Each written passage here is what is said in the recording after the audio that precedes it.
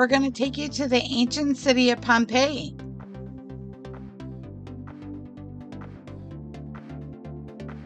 Pompeii is a preserved ancient Roman city in Pompeii, Italy. It's 14 miles southeast of Naples.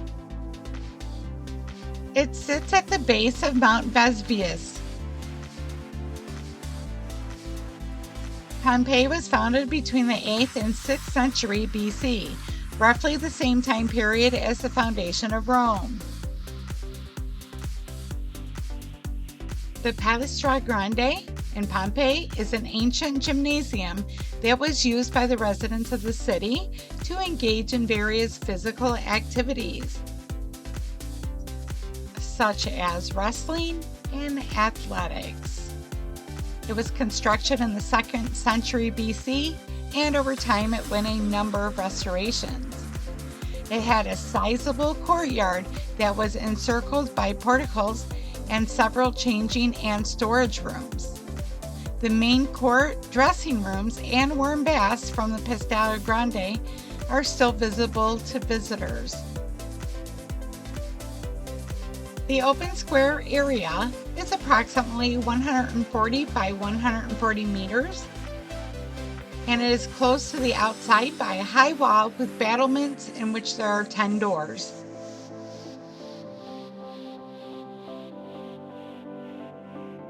On the walls and columns, there are numerous graffiti of erotic or poetic themes left by the frequenters. During the excavation, numerous victims were found who had searched in vain for shelter or an escape route through the building. In 62 AD, the area was hit by a major earthquake. Since Pompeii was flourishing at this point, they were able to afford to rebuild and also complete some extra building projects, including new city baths. But in 79 AD, the town was buried underneath a layer of burning fragments of pumice stone 6 or 7 meters deep following the eruption of the nearby Mount Vesuvius. Pompeii was rediscovered in the 16th century during the digging of a canal, and excavations began in the 18th century. About 2/3 of the original site has now been excavated, and archaeologists are still working on the remaining areas.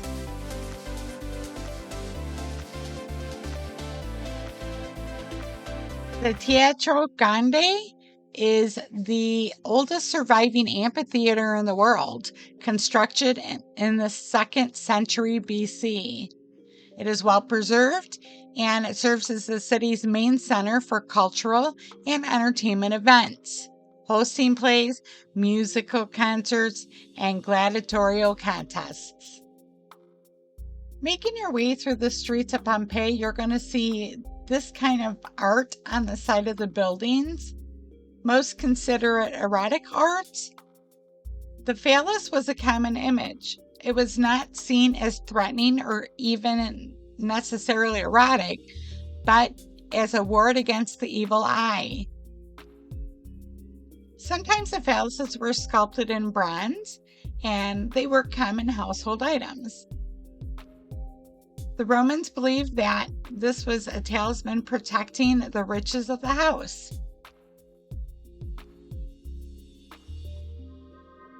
It's hard to imagine that this was all underneath 15 feet of ash from the big eruption. These stones are the original stones from the streets that they walked on thousands of years ago. They are very uneven and they are hard to walk on, so I do suggest that you have a very good pair of shoes with good soles.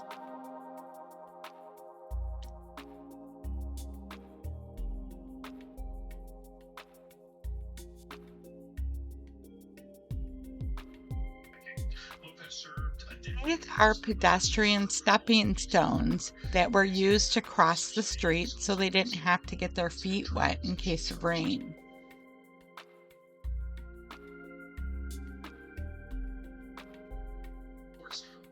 Thermopolium, where the Romans could purchase food and drinks.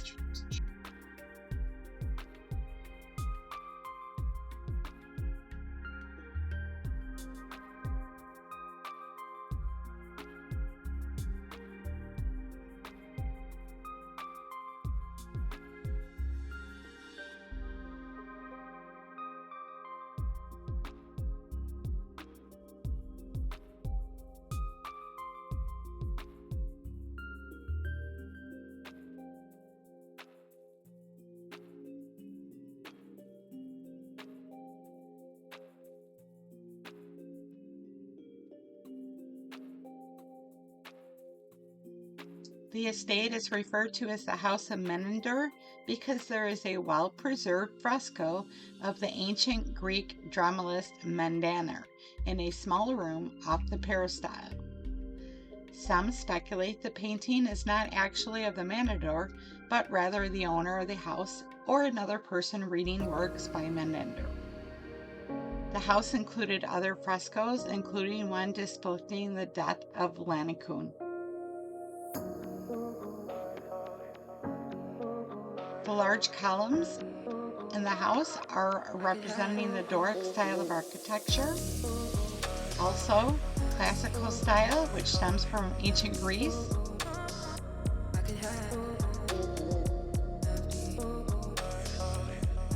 The House of Mendander is one of the richest and most magnificent houses in ancient Pompeii.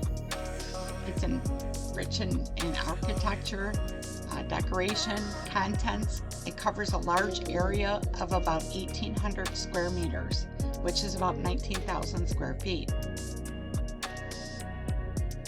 The quality means the owner must have been an aristocrat involving politics with a great taste for art. I'll let you listen to our Italian guide for a little bit more information.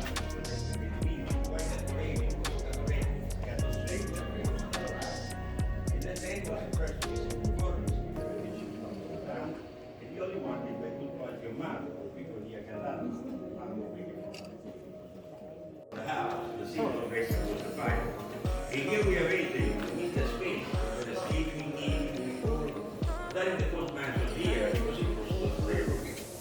But in the rooms were not completely closed like this.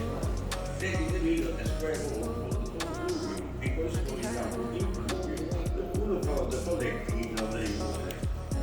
So when raining, rain was coming down to the hole in the middle of the roof, pressing the pool and putting the hole on the side.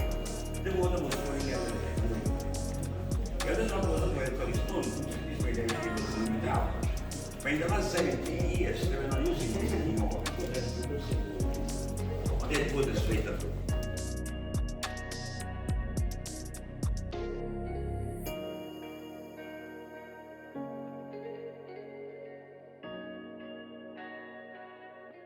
The ancient roads dating back to Pompeian times are still perfectly intact. The roads of ancient Pompeii were a true masterpiece of engineering for the time. The city was built entirely of lava stone, and the streets were paved with basalt stone block arranged to form a smooth, even pavement. The system of street paving was so well done that many Pompeii streets today are still passable, nearly 2,000 years later. Pompeii was a trading town and had more than 25 brothels. They welcomed visitors not only from the town, but also from visiting traders. Clients searched for the brothel following a unique set of directions to locate the building. Phalluses carved into the walls and roads of the city pointed towards the lupanar and gave clear directions to the brothel.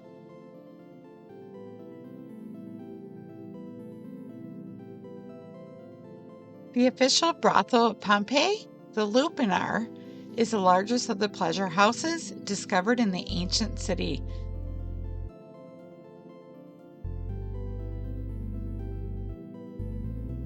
It was a 2-story building that housed 10 rooms, each fitted with a stone bed which was likely topped with a thin mattress. There were 5 rooms located on the ground floor with 5 larger rooms upstairs. Frescoes, of course, can be found on the walls, but alongside these are etched left by the brothel visitors. On the internal walls, you can find around 120 examples of graffiti scratched into the walls by clients. Prostitutes were given only basic essentials, and most of their money going to the brothel owners. They were a large number of slaves with an Oriental or Greek origin, ripped from their families and taken into slave trade when the Romans or traders invaded their land. They were confined to the premises, and they rarely saw the outside world. Their owners thought by completely being closed off that they would have no distractions for their work. Despite this cruel lifestyle, the workers were meant to put on a smiling face and punishments if they misbehaved. The basilica was first excavated in 1806. The name basilica is thought to have been derived from the Greek basileros. The building, with an inscription dating back to 78 BC, was used for business and the administration of justice.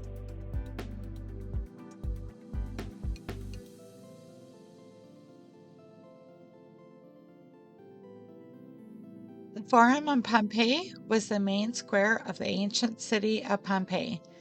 It was buried by the eruption of Vesuvius. It represented the economic, political, and religious center of the country. The Forum is one of the best preserved among the ancient Italian cities. The square is about 142 meters by 38. It housed the most important religious and public buildings where justice was administered. All around the Forum stood main places of worship of the ancient Pompeians, such as Sanctuary of Apollo, Sanctuary of the Public Lairs, and the Temple of Vespasian, as well as the shops and commercial activities, including the Mausoleum, dedicated to the sale and cleaning of fish. There were also fruit and vegetable markets and the Forum granaries.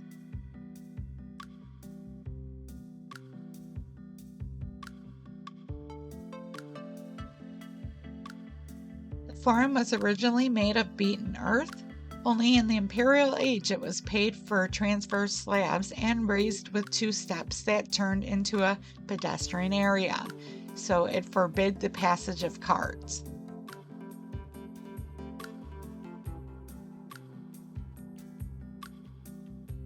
On 3 sides, it was surrounded by a large portico, of which only a few columns remain today, as it was almost completely destroyed by the eruption of 79 AD. Although the city of Pompeii is striking in itself, the bodies of Pompeii victims give a morbid window into the people who died when Mount Vesuvius erupted nearly 2,000 years ago. When Mount Vesuvius erupted on August 24th, it killed at least 2,000 people almost instantly. Today, the Pompeii bodies are a chilling reminder of one of those ancient world's most devastating disasters. The city and their citizens remained exactly as they had that summer day in 79 CE, frozen in time under layers of ash for over 1,000 years. Bodies were calcified over the centuries, forming a type of protective shell. When the skin and tissue of the Pompeii bodies eventually decayed, all that was left were the voids of the layer of ash around them, in the exact shape of the victims in their final moments. Going through the museum and seeing these bodies, how they lay, is very sombering. Since Pompeii was a very God-fearing community, I am guessing that all of these people are in a much better place than the world is today. Coming out of the museum, I seen this in the sky, and it reiterated the fact that they are in a much better place.